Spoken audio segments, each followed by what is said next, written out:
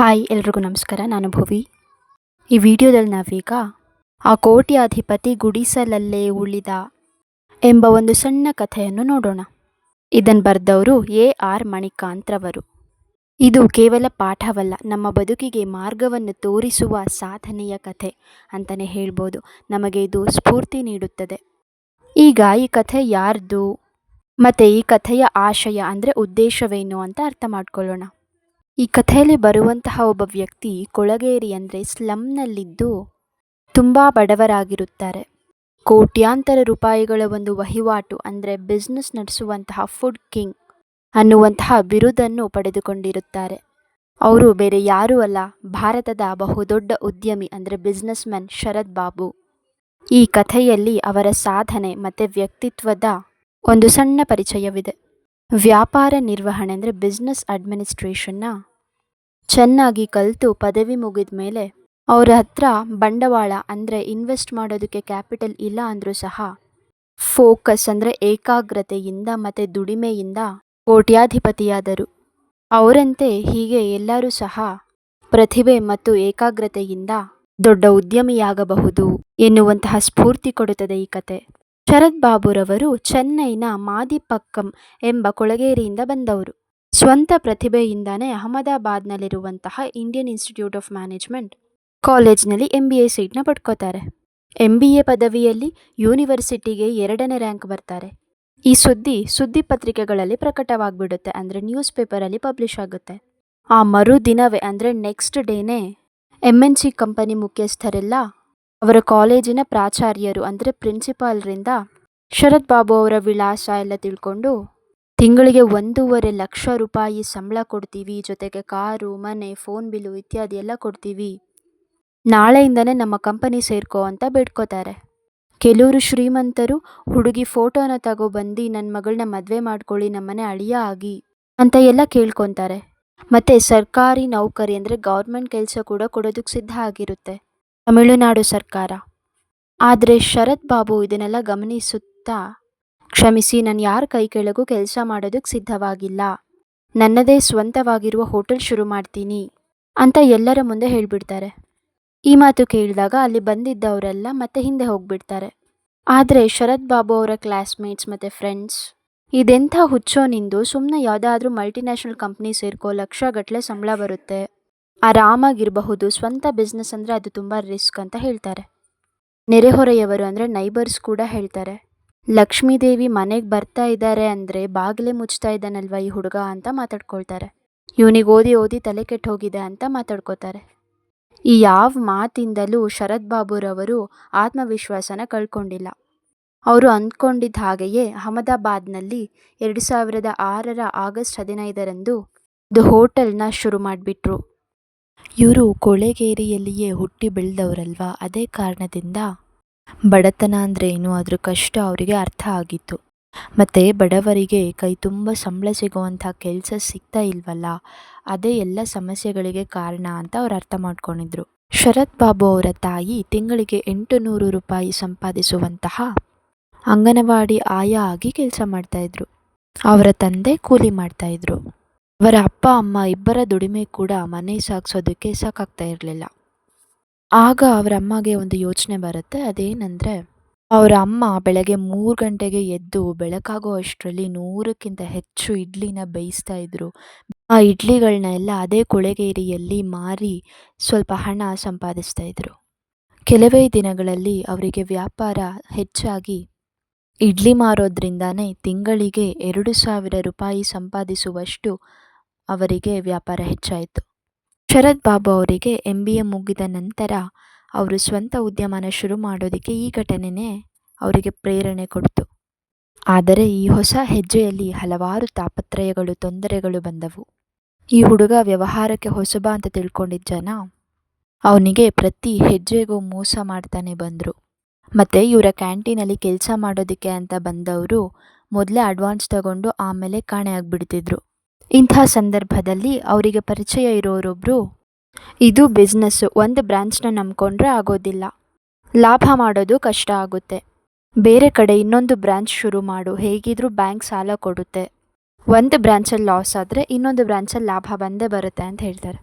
ಸೋತಿರೋರು ಎಲ್ಲರ ಮಾತು ಕೇಳ್ತಾರಂತೆ. ಹಾಗೆಯೇ ಶರತ್ ಬಾಬು ಅವರು ಕೂಡ ಹಿತೈಷಿಗಳು ಅಂದರೆ ವೆಲ್ ವಿಷರ್ಸ್ ಮತ್ತು ಅವ್ರ ಫ್ರೆಂಡ್ಸ್ ಹೇಳಿದ ಮಾತನ್ನ ಕೇಳಿ 2006 ಅಕ್ಟೋಬರ್ 2 ಅಹಮದಾಬಾದಲ್ಲಿ ಇನ್ನೊಂದು ಮೂಲೆಯಲ್ಲಿ ಹೋಟೆಲ್ನ ಶುರು ಮಾಡ್ತಾರೆ.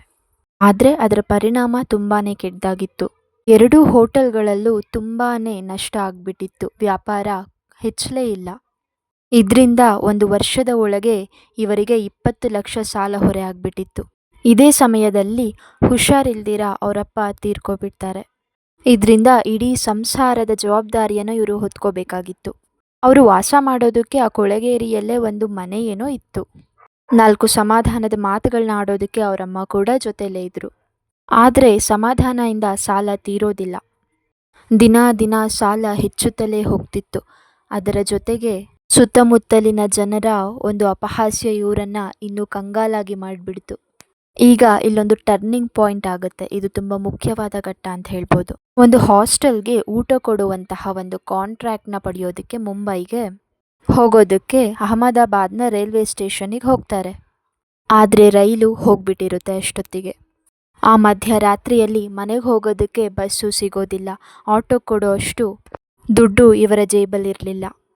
ಆಗ ಇವರಿಗೆ ದಿಕ್ಕೇ ತೋಚದೆ ನಿಂತಿದ್ದಾಗ ಅಲ್ಲಿಗೆ ರೈಲ್ವೆ ಪೊಲೀಸರು ಬಂದು ಇವನ್ಯಾರೋ ಪೋಲಿ ಹುಡುಗ ಈ ಥರ ರಾತ್ರಿ ಬಂದು ಇಲ್ಲಿ ಕೂತಿದ್ದಾನೆ ಅಂದ್ಬಿಟ್ಟು ಹೊಡೆದು ಕಳಿಸ್ಬಿಡ್ತಾರೆ.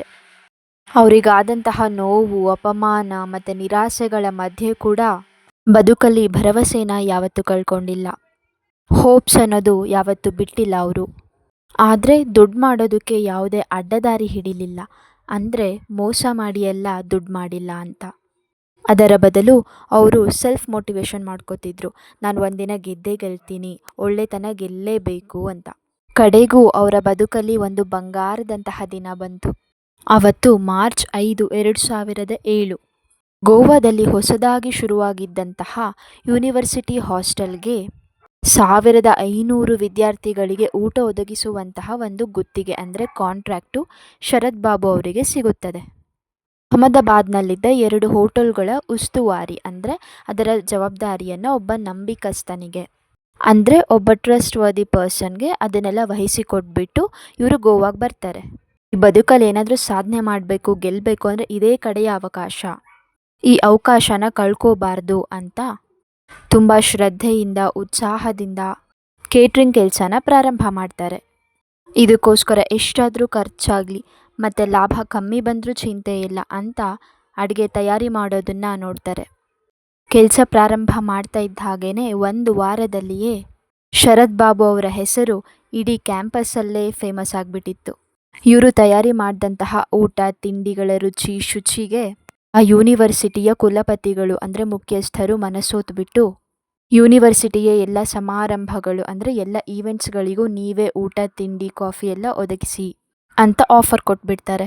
ಈ ಕೆಲಸದಿಂದಲೇ ವಾರದಲ್ಲಿ 1 ಲಕ್ಷದಷ್ಟು ಆದಾಯ ಶರತ್ ಬಾಬು ಅವ್ರ ಕೈಗೆ ಸೇರುತ್ತೆ. ದಿನ ಕಳೆದ ಹಾಗೇನೆ ಇವರ ಹೋಟೆಲ್ನಲ್ಲಿ 100 ಜನ ಕೆಲಸಕ್ಕೆ ಸೇರ್ಕೋತಾರೆ. ಕೇವಲ 6 ತಿಂಗಳಲ್ಲೇ ಇವರ ಕೆಲಸಗಾರರು ಇನ್ನೂ ಹೆಚ್ಚಾಗ್ತಾ ಹೋಗ್ತಾರೆ. ಇದರಿಂದ ಲಾಭವೂ ಕೈ ತುಂಬ ಬರುತ್ತೆ. 2 ವರ್ಷದಲ್ಲಿ ಮಾಡಿದಂತಹ ಅಷ್ಟು ಸಾಲ 6 ತಿಂಗಳಲ್ಲಿ ತೀರಿಸ್ಬಿಡ್ತಾರೆ. ಈಗ ಅವರ ಕೇಟ್ರಿಂಗ್ ಸೆಂಟರ್ಗಳು ಅಹಮದಾಬಾದ್, ತಮಿಳುನಾಡು, ಗೋವಾ, ಮುಂಬೈ, ಪುಣೆಯಲ್ಲಿ ಕೂಡ ಪ್ರಾರಂಭ ಆಗಿಬಿಟ್ಟಿದೆ. 2 ತಿಂಗಳ ಹಿಂದೆ ಹೈದರಾಬಾದಲ್ಲಿ ಹೊಸ ಹೋಟೆಲ್ನ ಪ್ರಾರಂಭ ಮಾಡಿದ್ದಾರೆ. ಈಗ ಅವರ ವರ್ಷದ ಆದಾಯ 4 ಕೋಟಿಗಿಂತ ಹೆಚ್ಚಾಗಿದೆ. ತಮಿಳುನಾಡು ಸರ್ಕಾರ ಇವರಿಗೆ ಫುಡ್ ಕಿಂಗ್ ಎಂದು ಬಿರುದು ಕೊಟ್ಟು ಸನ್ಮಾನ ಮಾಡಿದೆ. ಒಂದು ಆಶ್ಚರ್ಯ ಮತ್ತು ಸಂತೋಷ ವಿಷಯ ಏನಂದರೆ ಕೋಟ್ಯಾಧಿಪತಿ ಆದಮೇಲೇನೂ ಶರತ್ ಬಾಬು ಬದಲಾಗಲಿಲ್ಲ. ಅವರ ಎಲ್ಲ ಹೋಟೆಲ್ಗಳಲ್ಲೂ ಕೂಡ ಬಡವರಿಗೆ ಕೆಲಸ ಕೊಟ್ಟಿದ್ದಾರೆ ಮತ್ತು ಆ ಕೆಲಸ ಮಾಡೋರಿಗೆ ಎಲ್ಲ ಸೌಕರ್ಯಗಳನ್ನು ಕೂಡ ಒದಗಿಸಿಕೊಟ್ಟಿದ್ದಾರೆ. ಕೆಲಸ ಮಾಡಿ ಸುಸ್ತಾದರೆ ರಜಾ ತಗೊಳ್ಳಿ, ಆದರೆ ಮೈಗಳ್ಳರಾಗಿ ಕೆಲಸಕ್ಕೆ ಬರಬೇಡಿ. ಮೈಗಳ್ಳರು ಅಂದರೆ ಲೇಜಿನೆಸ್ಸಿಂದ ಅಂತ. ಅವರು ಕೋಟ್ಯಾಧಿಪತಿ ಅಂತ ಅನ್ಸ್ಕೊಂಡ್ಮೇಲೇನೂ ಅವರು ಹುಟ್ಟಿ ಬೆಳೆದಂತಹ ಮಾದಿಪಕ್ಕಂನಲ್ಲಿರುವ ಕೊಳಗೇರಿಯಲ್ಲೇ ಇದ್ದರು. ಬೆಳಗಿನ ಜಾವ 3 ಗಂಟೆಗೆ ಎದ್ದು ಕೆಲಸನ ಪ್ರಾರಂಭ ಮಾಡ್ತಾರೆ. ಇಷ್ಟೆಲ್ಲ ದುಡಿತಾ ಇದ್ರೂ ಜನ ಸುಮ್ಮನೆ ಇರ್ತಾರಾ? ಅಲ್ಲ, ಇವನ ಹತ್ರ ಕೋಟಿ ಕೋಟಿ ದುಡ್ಡಿದೆ, ಈಗಾದರೂ ಒಂದು ದೊಡ್ಡ ಮನೆ ಕಟ್ಸ್ಕೊಂಡು ಆರಾಮಾಗಿರ್ಬೋದಲ್ವಾ, ರೆಸ್ಟ್ ತಗೋಬೋದಲ್ವಾ ಅಂತ ಹೇಳ್ತಾರೆ. ಆಗ ಅವರು ನಗುತ್ತಲೇ ಹೇಳ್ತಾರೆ, ಅಮ್ಮನನ್ನು ಚೆನ್ನಾಗಿ ನೋಡ್ಕೋಬೇಕು, ಅವರಿಗೆ ಪ್ರತಿ ಹಬ್ಬಕ್ಕೊಂದು ಹೊಸ ಸೀರೆ ಕೊಡಿಸ್ಬೇಕು ಮತ್ತು ಕಾಯಿಲೆ ಬಂದರೆ ಒಳ್ಳೆ ಚಿಕಿತ್ಸೆ ಕೊಡಿಸ್ಬೇಕು ಅಂತ. ಮತ್ತು ಅವ್ರ ಅಮ್ಮನ ಕಾರಲ್ಲಿ ಕೂರಿಸ್ಕೊಂಡು ಓಡಾಡಬೇಕು ಅಂತ ಇವರ ದೊಡ್ಡ ಆಸೆ ಆಗಿರುತ್ತೆ. ಅವ್ರ ಅಮ್ಮ ಖುಷಿಗೋಸ್ಕರನೇ ಇವರು 35 ಲಕ್ಷ ರೂಪಾಯಿಯ ಕಾರ್ನ ತಗೊಂಡಿರ್ತಾರೆ. ಪ್ರತಿ ಹಬ್ಬದಲ್ಲೂ ಅವರಿಗೆ ಹೊಸ ಬಟ್ಟೆ ಕೊಡಿಸಿರ್ತಾರೆ.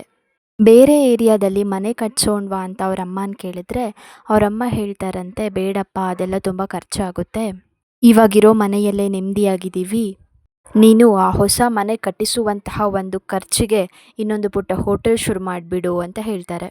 ಹಂಗೆ ಮಾಡಿದ್ರೆ ಎಷ್ಟೋ ಬಡವರಿಗೆ ಕೆಲಸ ಕೊಟ್ಟಂತಾಗುತ್ತೆ, ಅವ್ರ ಕುಟುಂಬಕ್ಕೆ ಒಂದು ಆಧಾರವಾಗಿರುವಂತಾಗುತ್ತೆ ಅಂತ ಹೇಳ್ತಾರೆ. ಅಮ್ಮ ಹೇಳ್ದಂಗೆನೆ ಬದುಕಿರೋ ತನಕ ಬಡವರಿಗೆ ನೆರವಾಗಬೇಕು ಅನ್ನೋದೇ ನನ್ನ ಆಸೆ ಅಂತ ಹೇಳ್ತಾರೆ. ಇದೇ ನೋಡಿ ಆ ಕೋಟ್ಯಾಧಿಪತಿ ಗುಡಿಸಲಲ್ಲೇ ಉಳಿದ ಅನ್ನುವ ಕಥೆ. ಎಷ್ಟೋ ಜನರು ಯೂನಿವರ್ಸಿಟಿಗಳು ಇವರನ್ನು ತುಂಬ ಮೆಚ್ಚಿಕೊಂಡು ಅವ್ರ ಬಾಯಿಯಿಂದಲೇ ಅವರ ಸಕ್ಸಸ್ ಸ್ಟೋರಿ ಅಂದರೆ ಯಶೋಗಾಥೆಯನ್ನು ಕೇಳೋಣ ಅಂತ ಅವರನ್ನು ಚೀಫ್ ಗೆಸ್ಟ್ ಆಗಿ ಎಲ್ಲ ಕರೆಸಿದ್ದಾರೆ. ಆಗ ಅವ್ರು ಹೇಳ್ತಾರೆ, ನಾನು 10ನೇ ತರಗತಿಯ ತನಕ ಸೀಮೆಎಣ್ಣೆ ದೀಪದ ಬೆಳಕಿನಲ್ಲೇ ಓದಿದವನು ಅಂತ. ಶ್ರೀಮಂತರು ಮಾತ್ರ ಕೋಟ್ಯಾಧಿಪತಿಗಳಾಗ್ತಾರೆ ಅನ್ನೋದು ಸುಳ್ಳು. ಗೆಲ್ಲಬೇಕು ಅಂತ ಆಸೆ ಪಡುವ ಪ್ರತಿಯೊಬ್ಬರೂ ಕೋಟ್ಯಾಧಿಪತಿಗಳಾಗಬಹುದು, ಅದಕ್ಕೆ ನಾನೇ ಸಾಕ್ಷಿ ಅಂತ ಹೆಮ್ಮೆಯಿಂದ ಹೇಳ್ಕೊಂಡಿದ್ದಾರೆ.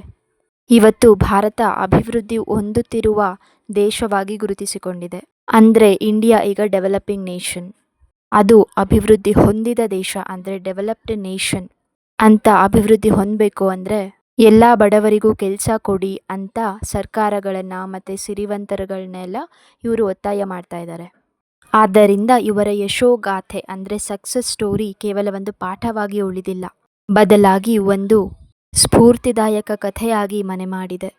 ಒಟ್ಟಾರೆ ಹೇಳಬೇಕಂದ್ರೆ ಇದರಲ್ಲಿ ಝೀರೋಯಿಂದ ಹೀರೋ ಆಗೋದು ಹೇಗೆ ಅಂತ ಶರತ್ ಬಾಬು ಅವರು ತೋರಿಸಿದ್ದಾರೆ.